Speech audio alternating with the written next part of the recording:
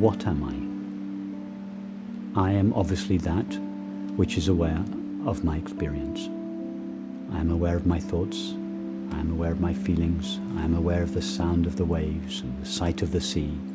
I am aware of the taste of tea. I am aware of the sight of this room. I am aware, I am aware, I am aware. It pervades all experience. It's ever present in all experience. What I essentially am is awareness.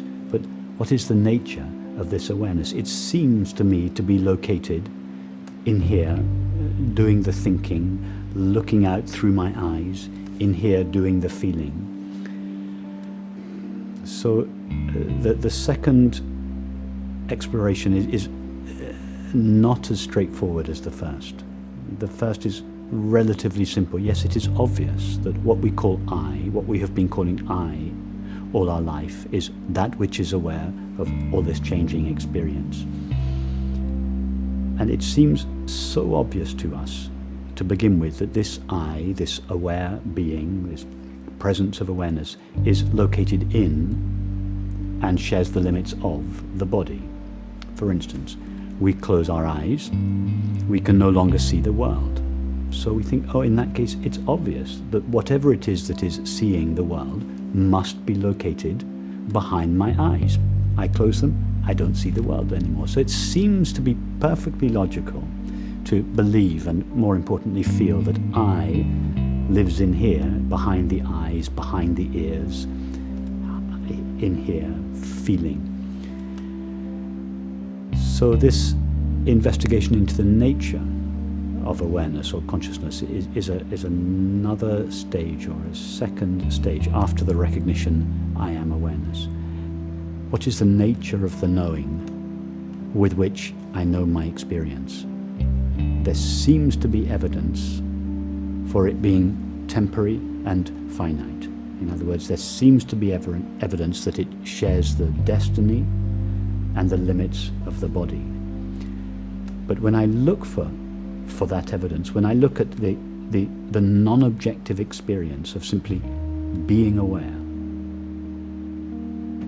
I don't find any objective qualities there. It's an undoubted experience. Each of us now knows that I am aware. So the experience of being aware is an experience, but it's a unique experience because it has no objective qualities. It's not like a thought or a feeling or a perception. And being without objective qualities, it has no limits, either in time or space. So what I'm describing now I'm describing it rationally. But the discovery is an experiential discovery that what I essentially am, the very knowing which is now knowing all of this experience, itself has no limits. And that is the freedom from the sense of limitation, both in time, that is the freedom from the belief I was born and I will die, and the freedom from the limits in space, that is, I am not finite, I am infinite. And the experiential consequence of this discovery is that I don't need anything. I'm complete. I'm full in myself. And so this puts an end to the sense of lack. So these two discoveries, I am not located in time. I do not appear or disappear.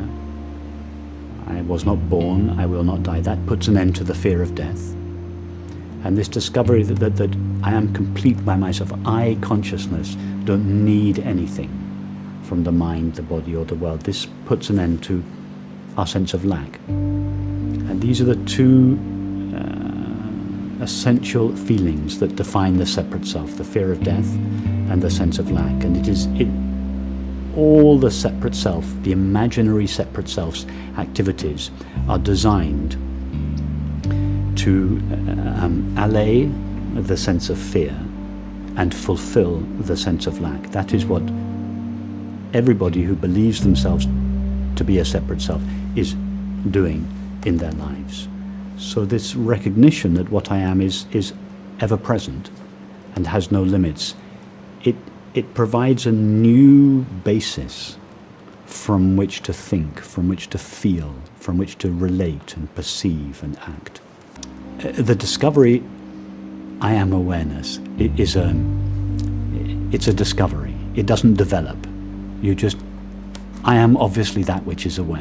And then the recognition that that which is aware has no limits is also, it's a non-objective experience. It's a recognition. It's so obvious.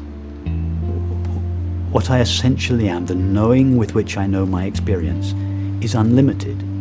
That's a recognition. You can't go back from that. However, there is then another process, which is an endless process, which is how to live this understanding, this feeling understanding. How does that affect the way we think, the way we feel, the way we perceive, the way we act, the way we relate to other people? And this is the third stage, which really goes on forever. This colonization of the entire realm of experience: thoughts, feelings, sensations, activities, relationships, perceptions. That's an endless process, and it's really the art of life, is to live life, all realms of our life, in a way that is consistent with and an expression of this understanding.